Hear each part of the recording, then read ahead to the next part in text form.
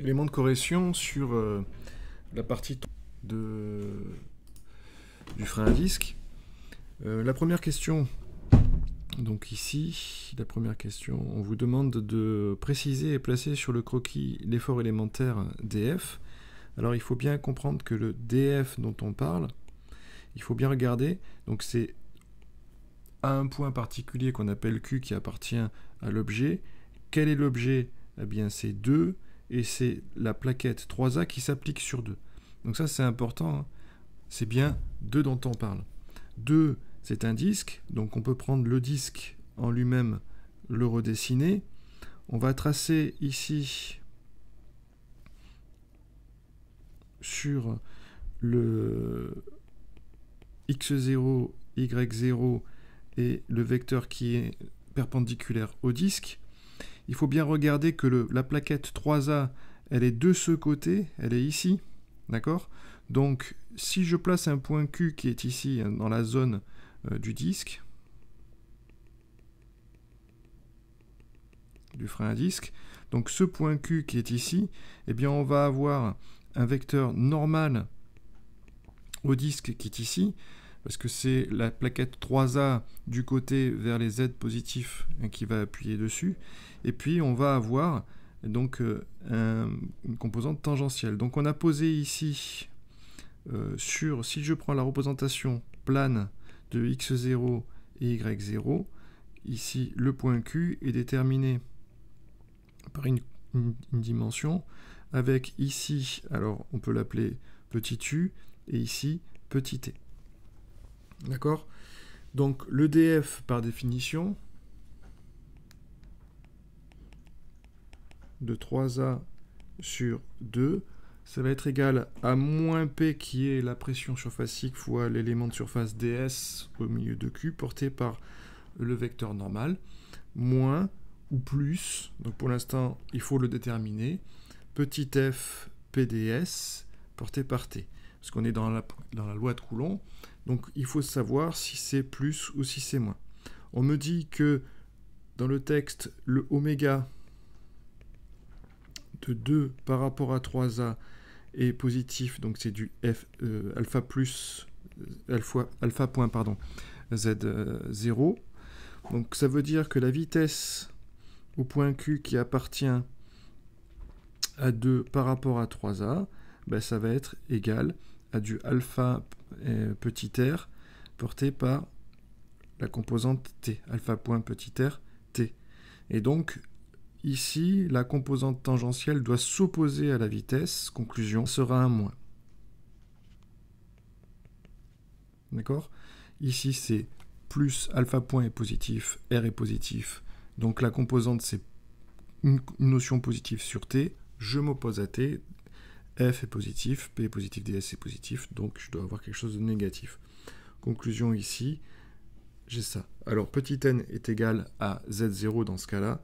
Conclusion, df, Q de 3A sur 2 va être égal à moins PDS moins petit f PDS porté par T, avec le T qui est représenté dans ma représentation plane ici.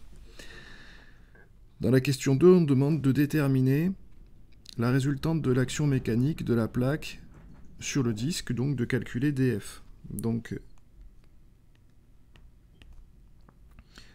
ici, la force de 3A sur 2, ben, c'est l'intégrale sur la surface de df, le point Q, qui appartient à 3A sur 2. On doit regarder les bornes de l'intégration. Alors, l'élément de surface ds qui est présent ici, hein, qui est présent... Oh, pardon, j'ai oublié de le mettre ici. Qui est présent ici, ben, ds, comme on est... dans un système qui est de rotation, ça va être égal à R dθ dr. Le θ, il va varier de combien à combien? Ben le θ, il varie, donc on regarde ici, hein, le θ, il varie de cette notion-là à cette notion-là. D'accord? Parce que la plaquette, elle est de là à là. Conclusion, il va varier de pi sur 2 moins bêta à pi sur 2 plus bêta. le petit r, lui, varie donc de cette notion-là à cette dimension-là, c'est-à-dire qu'il va varier de R mini à R maxi. Donc il est plus grand que R mini, et il est plus petit que R maxi. Donc il va varier entre ces deux bornes.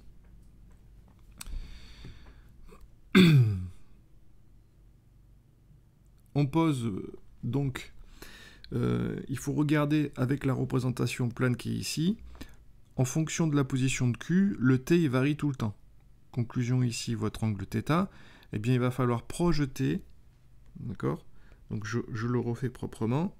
Donc ici j'ai petit u, ici j'ai petit t, ici j'ai y0 et ici x0.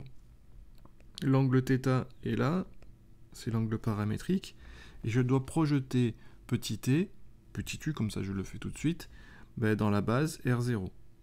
Donc petit u, c'est assez simple, hein, c'est ce qu'on a fait depuis le début de l'année, donc cos θ x0 plus sin θ y0, et puis petit t, comme ça si j'en ai besoin, je l'utiliserai, ça va être du cos θ y0 moins sin θ x0. Donc ça je l'encadre, comme ça je pourrais le repérer facilement. Conclusion, cette force, cette résultante f de 3a sur 2, ça sera égal à l'intégrale de R mini à R maxi, l'intégrale de pi sur 2 moins bêta à pi sur 2 plus bêta. Donc on commence là. Donc ça sera du moins p z0 moins petit f p, donc entre parenthèses cos θ y0 moins sinus θ x0. Je ferme la parenthèse, j'oublie pas le ds que j'ai mis en facteur, donc c'est du r dθ dr. Voilà, donc j'ai rien oublié et je vais pouvoir bien calculer dans mon intégrale. Donc, alors, il y a une notion particulière, hein, parce que l'intégrale, si je fais le calcul intégral de pi sur 2 moins bêta à pi sur 2 plus bêta cos θ dθ, ça fait égal à 0. Pourquoi? Parce que la primitive de cos θ, ça va être du moins sin θ, et sin pi sur 2 plus bêta et moins sin pi sur 2 moins bêta, ça fera du cos bêta moins cos bêta, et comme je vais avoir un pi sur 2 moins bêta, cos bêta moins cos bêta, ça fait 0. Donc la composante y sera nulle. Sur y0 égale à vecteur nul. D'accord? Donc après calcul, si on fait le calcul, par contre pour le sin bêta, je serai obligé de le faire. Et donc je vais trouver après calcul. Donc je vous laisserai faire ce calcul d'intégrale. On trouve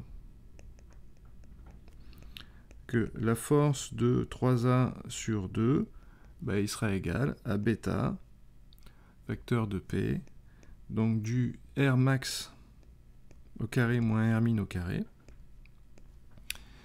d'accord, sur Z0, et puis plus 2 sinus bêta.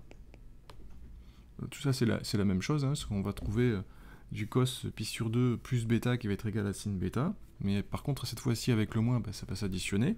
Donc petit fp, facteur de, alors dommage, mais hop, donc ça me fait du R max au carré moins R min au carré divisé par 2.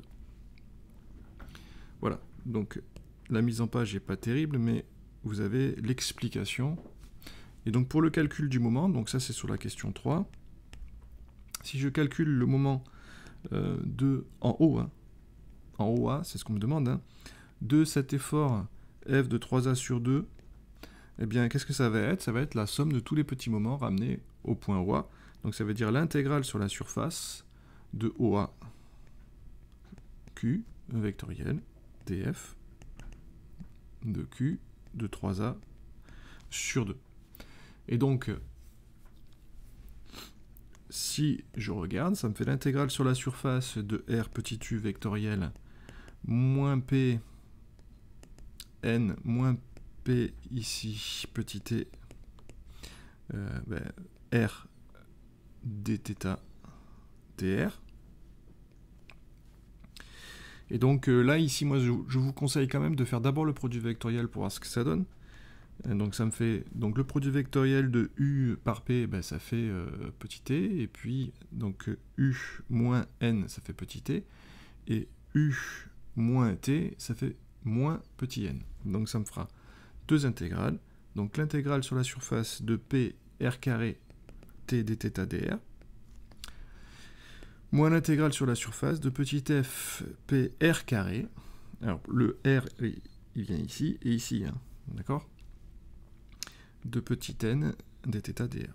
Et si on fait le calcul, eh bien on va trouver que le moment, d'accord, de OA de cet effort de 3A sur 2 va être égal à un moins 2 bêta P de R au cube max moins R min cube divisé par 3 Z0 moins 2 sinus bêta petit fp de R max au carré moins R min au carré, au cube, pardon, cette fois-ci, au cube sur 3, porté par x0.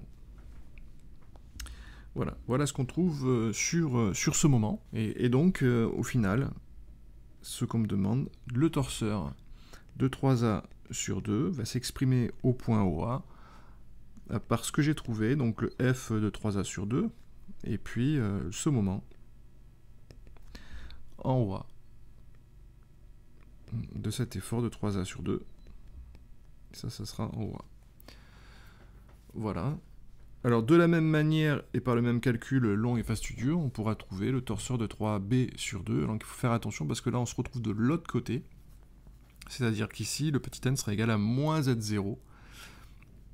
Entre le t s'oppose toujours de la même manière, donc il sera aussi négatif cette fois-ci. Et donc quand on fait la somme des deux au point O, il faudra faire attention aussi sur le calcul des moments. Quand on fait la somme des deux au point O, on va trouver la somme des deux torseurs. Donc les deux forces vont s'ajouter. Donc il n'y a pas de composante sur Y0, on va avoir deux composantes sur X0. D'accord? Donc elles s'ajoutent, et puis les moments aussi s'ajoutent de la même manière.